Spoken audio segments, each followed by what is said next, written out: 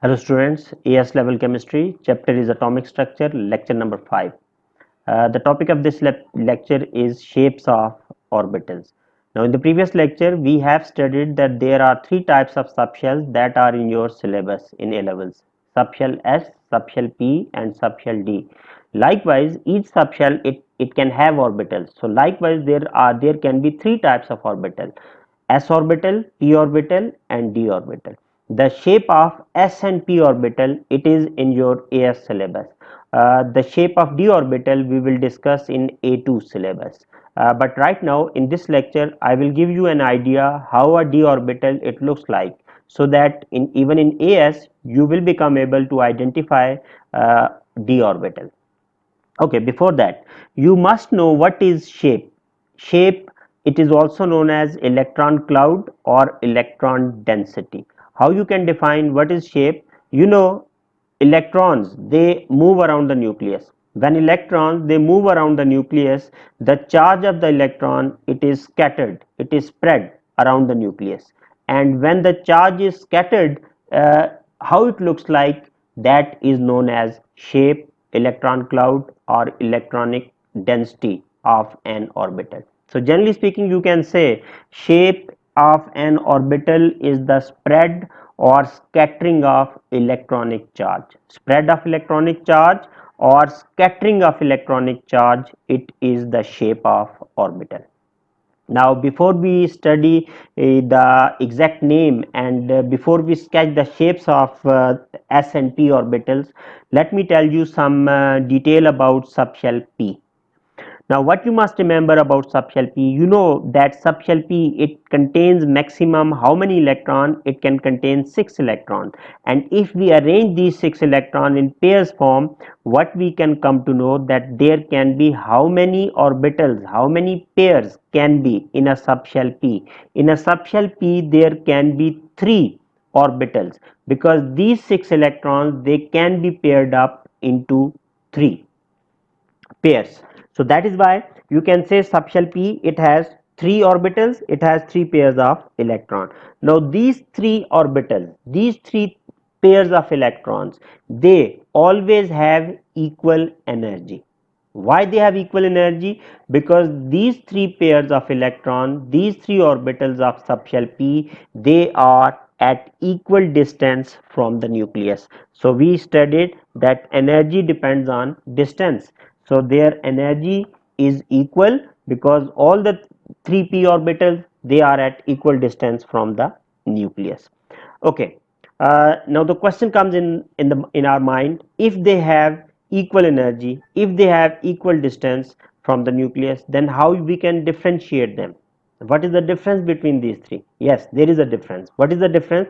These three p orbitals they have equal distance from the nucleus, but their orientation, their direction of movement is different. What is orientation? What can be the direction? You know there are three different axes in space. What are the three different axes? You would have studied in mathematics. One axis along which an object can move, it is x-axis. Other one at an angle of 90, it is y-axis. Another one at an angle of 90, it is z-axis. So these are the three axes in space: x, y and z. Now you must remember in this diagram y axis it looks like as if it is not an angle of 90 with respect to x and z, but remember we draw y axis like this, but actually how it is present, it is present in and out of the whiteboard. When the y axis will be present in and out of the whiteboard, then you can imagine that the angle between all these three axes would be equal, that is 90. So these are the three different directions along which orbitals of subshell P they are existing. So that is why now we have become able to identify 3p orbitals with respect to three different axes. So that is why we have named subshell P orbitals like px, py and pz. Wherever you see written px, it means this is a p orbital whose electrons are moving along x-axis. Py electrons are moving along y-axis. Pz electrons they move along z axis. Obviously, you know one orbital can contain maximum 2 electrons. So one electron, if it is moving clockwise, the other would be moving anti-clockwise, but both of them, they would be moving along the same axis. So that is why the name px, py, pz, it has been given.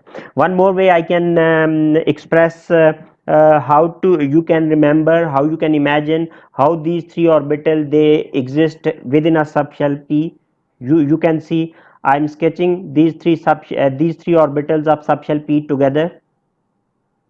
These are the two electrons.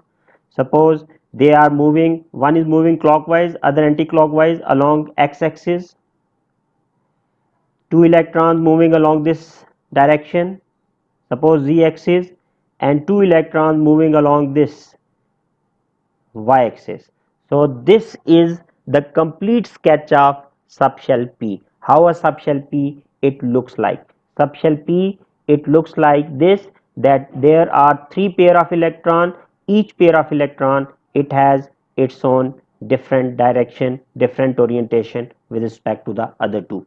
And if you look at this diagram, you can easily identify if this is nucleus. You can see that this distance from the nucleus for all these three pair of electrons, it is equal. So this is due to this distance, all these three orbitals, they are having equal energy. Now when they are having equal energy, what we call these type of orbitals, these type of orbitals are known as degenerated orbitals. Orbitals having equal energy are known as degenerated orbitals. So you must remember subshell P has 3 degenerated orbitals. Subshell D has 5 degenerated orbitals. So degenerated orbitals is the phenomenon that is shown by two or more than two orbitals when they have equal energy. Subshell S has one orbital, so no need to consider it. But right now you can see all the three orbitals of subshell P, they are degenerated. Okay, compared to this, if you look at subshell S, if you look at subshell S, the S subshell, it has only one orbital. There are two electrons, there is one pair of electron, both the electrons, they are moving around the nucleus, but they do not have any fixed direction, they do not have any fixed orientation. So that is why you must remember S orbital electrons, they always move without orientation. So what happens, how they look like? Let's look at the next slide, how and in which manner the electronic charge of S and P orbital, it is scattered around the nucleus. Okay, S orbital, what name of the shape of the S orbital you must remember? The name of the shape of S orbital, it is symmetrical sphere.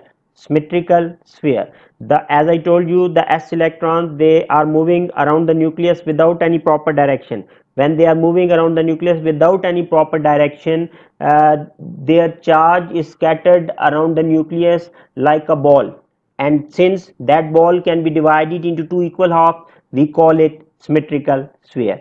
Compared to this, the name of the shape of p orbital, it is a two-lobed dumbbell, a dumbbell having two lobes. This is the name of the shape of p orbital, but obviously this dumbbell is either along x-axis, y-axis or z-axis. At one time, one orbital will be along a particular axis. Look at the diagrams. This is S. You can, what you can do, even if in your exams no axes are provided, no problem. For the shape of S orbital, you can draw a circle and you can label it S orbital symmetrical sphere. For the shape of P orbital, draw a dumbbell and name it dumbbell p orbital, dumbbell p orbital, and depending on along which axis you have sketched that dumbbell, you can also label it whether it is px, py, pz. Like in this example, you can see this is pz because p dumbbell, it is present, it is located along z axis. Okay, this is the shape of S orbital. and p orbital. Along with the shape of s orbital, it is best if you just write down that these electrons, they are not having any specific orientation. So this is without orientation, that you must remember. Now all those d orbital, as I told you, it is not in your syllabus. Just to give you an idea, I can show you the shape how a d orbital it looks like. So you must remember a d orbital, it has four lobes, four lobed dumbbell. There are two dumbbell, and both these dumbbell, they just cross each other, they are shown like this. So in AS, at least you must be able to identify that what is the shape of a d orbital. So whenever you have been given a shape of this style, you must be able to recognize that this is a d orbital. One more question I can tell you from your past papers. Look at this shapes of s orbital. Whenever you are asked to sketch the shapes of different types of s orbital, look at the first diagram is for 1s, then for 2s, then for 3s. Now you can see all these three types of s subshell s, orbital s, they have same shape, they have symmetrical sphere shape. What is the difference? The difference is in their size. 1s is smallest, 3s is largest. Why? The size depends on shell number, the size depends on principal quantum number. Larger the value of principal quantum number, larger the value of shell number, greater will be the size of a subshell, or greater will be the size of an orbital. So whenever you are asked to sketch the shape of 1s and 2s, the shape will be same, only you will notice that you will have to show different size of 1s compared to 2s. So this is the difference that you must keep in your mind while sketching the shape of s orbital of different shells. Likewise, if in the exam you are asked to sketch the shape of p orbital, now there are three options. You can sketch three different p orbitals, because there can be px, py, pz. So even if no axes are available in the exam, without axes you can draw these diagram. If you draw two lobes horizontally, you can say this is px, vertical dumbbell py, and slanting or tilt dumbbell will show pz. So whenever you are asked to sketch and label the shape of a p orbital, you can sketch any one of these three p orbital, but whichsoever p orbital you sketch, make sure you have labeled it correctly. Okay, this is all about this lecture. Simply two pieces of information you must remember. Number one, what is the shape of s orbital? You must remember its name, symmetrical sphere, and you must be able to sketch a circle. Second thing, you must know, if it is asked about the shape of a p orbital, you must be able to draw a dumbbell and label it correctly, whether this dumbbell is px, py, or pz. I hope you would have enjoyed this lecture. Thank you for your time.